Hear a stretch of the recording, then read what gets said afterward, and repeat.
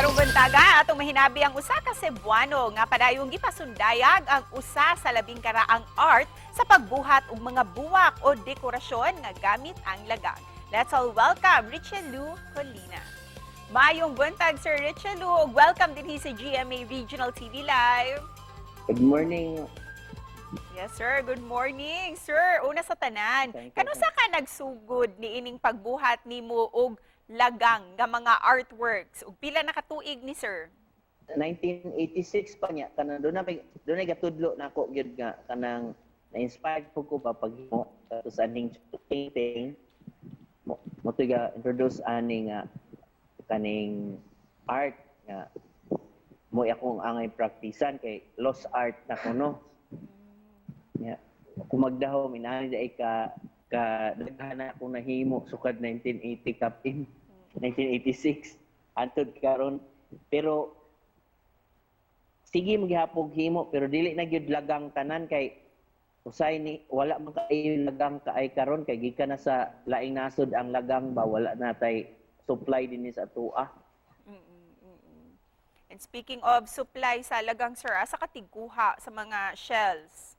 Ang kuan ana ang uban ana mga exporter kanang ilang excess nga order nya kanang ang uban na gikan sa Taiwan nya kanang ila ibaligya gani nga kanang kuan kanang nasa tabo usahay maka-timing ka.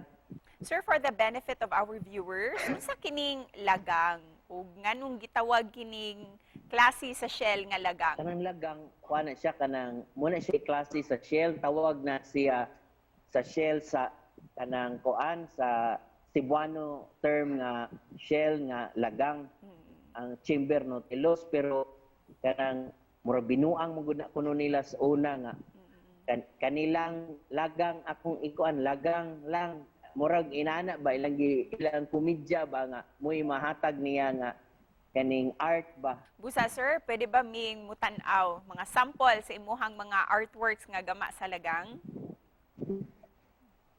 Kani siya lagang din siya. Ano siya?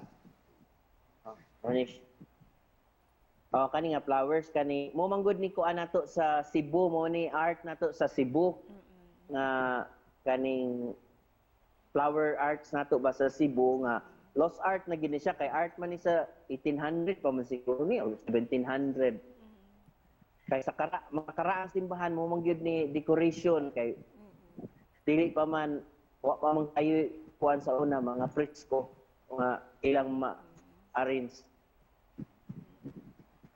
Sir, asa kasagaran gina-display ang imuhang mga lagang artworks? Ang uban na sa museum, ang uban na araman sa mga personal pud nila nga mga balay ilang gikuan sa ilang karosa. Para ka nimo sir kining lagang, how does it reflect our culture isip mga Bisaya?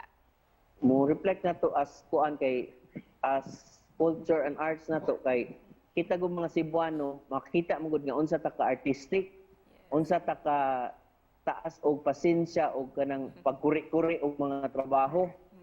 Munang kani nga art na wag tang nagyud sa mga bata mas maay ma-introduce ni og balik. Busa sir, isip panapos unsay mensahe nimo para sa ato ang mga viewers karong buntaga? Sa kuan kani magpasalamat ko sa mga naminaw og kanang nakauyon sa atong gipreserba nga dying art sa Cebu. Ang hinaot ko nga masuportaran ta sa maabot panahon. Daghang salamat sab sir sa pagpaambit sa imuhang kahibaw niining lagang artwork. Thank you so much.